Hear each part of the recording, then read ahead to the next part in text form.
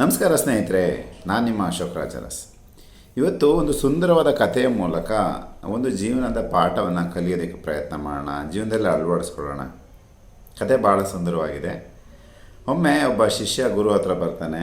ಗುರುಗಳ ಹತ್ರ ಬಂದು, ಗುರುಗಳೇ, ನನಗೆ ಈ ಆಶ್ರಮದಲ್ಲಿ ಇರೋಕ್ಕೆ ಇಷ್ಟ ಇಲ್ಲ. ಈ ಆಶ್ರಮದಲ್ಲಿ ತುಂಬ ಜನ ಟಾಕ್ಸಿಕ್ ಜನ ಇದ್ದಾರೆ.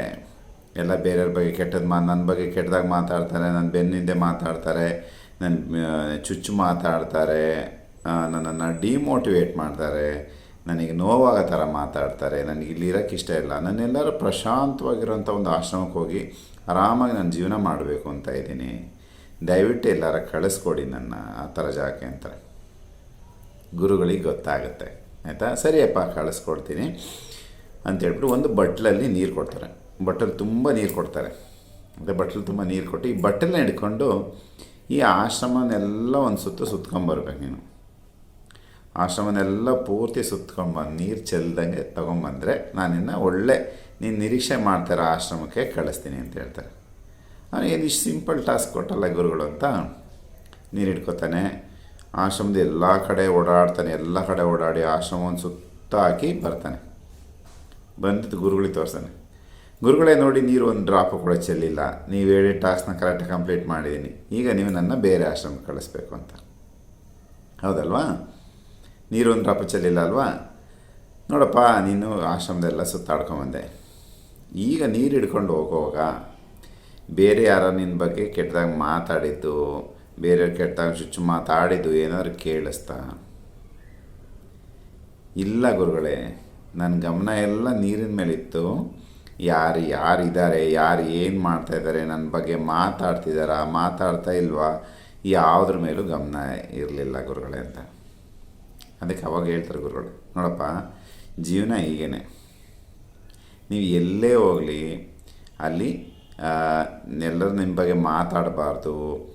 ನಿಮ್ಮ ಬಗ್ಗೆನೇ ಎಲ್ಲರೂ ಒಳ್ಳೆಯದೇ ಮಾತಾಡಬೇಕು. ಆ ಥರ ವಾತಾವರಣ ಎಲ್ಲೂ ಸಿಗಲ್ಲ.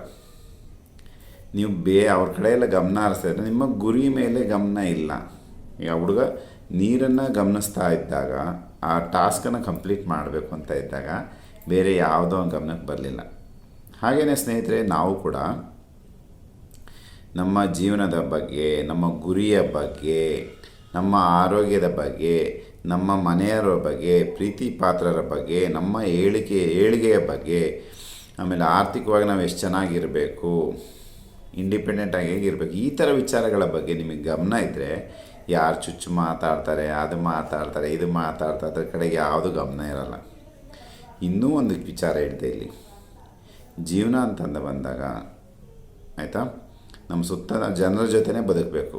ಒಂದು ಆಫೀಸ್ ಆಗಲಿ, ಒಂದು ಮನೆ ಆಗಲಿ, ಒಂದು ಸಮಾಜ ಆಗಲಿ, ಒಂದು ವಠಾರ ಆಗಲಿ, ಒಂದು ಏರಿಯಾ ಆಗಲಿ, ಎಲ್ಲ ಕಡೆ ಎಲ್ಲರೂ ಒಳ್ಳೆಯರು ಇರೋದಿಲ್ಲ. ಆಯಿತಾ, ಅವರೆಲ್ಲ ಒಂದಷ್ಟು ನೆಗೆಟಿವಿಟಿ ಇರುತ್ತೆ. ಅದನ್ನು ಆಚೆ ನೋಡೋದಕ್ಕೆ ಕಲಿಬೇಕು. ಅವರಲ್ಲೂ ಒಳ್ಳೆತನ ಇದೆ. ಯಾವುದೋ ಕಾರಣಕ್ಕೆ ಜಲಸ ಆಗಿದ್ದಾರೆ, ಯಾವುದೋ ಕಾರಣಕ್ಕೆ ಡಿಸ್ಟರ್ಬ್ ಆಗಿದ್ದಾರೆ, ಅಜ್ಞಾನದಲ್ಲಿದ್ದಾರೆ ಅಂತ ಅರ್ಥ ಮಾಡ್ಕೊಳ್ಳೋ ಅಷ್ಟು ಹೆಚ್ಚಿನ ಪ್ರಜ್ಞೆ ನಿಮ್ಮದಾಗಬೇಕು.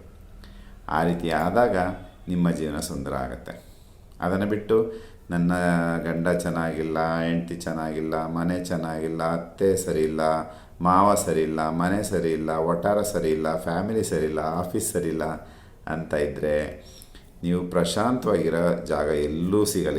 ನಾನು ಹೇಳ್ತೀನಲ್ಲ, ಯಾವ ಆಶ್ರಮಕ್ಕೆ ಹೋಗಲಿ, ಯಾವ ದೇಶಕ್ಕೆ ಹೋಗಲಿ, ನೀವು ಹಂಗೆ ಅಷ್ಟೇ ಡಿಸ್ಟರ್ಬ್ ಆಗಿರ್ತೀರ.